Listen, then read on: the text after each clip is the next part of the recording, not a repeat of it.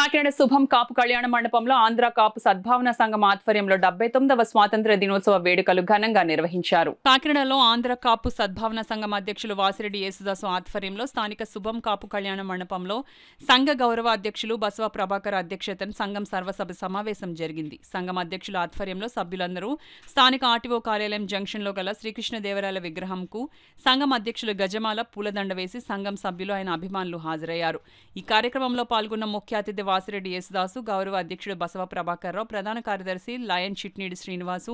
కోశాధికారి జల్డు రంగనాయకులు, ఉపాధ్యక్షులు పిసుపాటి మాధవరావు, మాధవరపు పట్టాభిరామయ్య, ముమ్మిడి సత్యనారాయణ, అడప ప్రకాష్ నాయుడు, సహాయ కార్యదర్శి గొల్లపల్లి లక్ష్మణరావు, దామిశెట్టి శ్రీనివాసరావు, శ్రీమతి అడ్డాల శ్రీలక్ష్మి, మాజీ సహాయ కార్యదర్శి పెంటపాటి చంద్రశేఖర్, సంయుక్త కార్యదర్శి కొప్పిశెట్టి శ్రీను, లంక రామ్మోహన్ రావు, భావిశెట్టి నిరంజన్ నాయుడు, కార్యవర్గ సభ్యులు దొడ్డిపాటి అప్పారావు, నూకల బలరాం, జీవితకాల సభ్యులు పేపకాయల నానాజీ, గంగిరెడ్డి వెంకటరమణ, అతిథులు గొల్లప్రోలు బాబీ, భజన ధనరాజు, వంగ గురుమూర్తి, ఎలక్ట్రికల్ సత్యనారాయణ, వినాయక సాయిబాబు, గేదెల రాధాకృష్ణ సంఘ సభ్యులు పాల్గొన్నారు.